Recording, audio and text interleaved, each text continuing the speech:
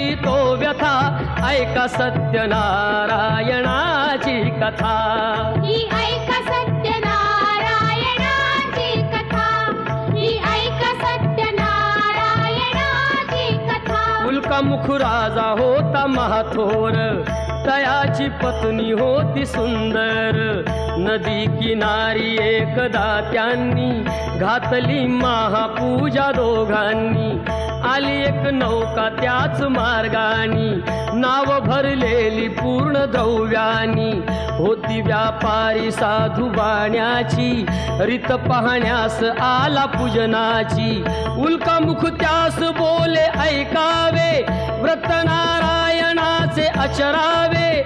मनोइच्छित फळ मागावे, चरणी श्रीहरीच्या लागावे। घरासी आला वाणी परतून, तयाची पत्नी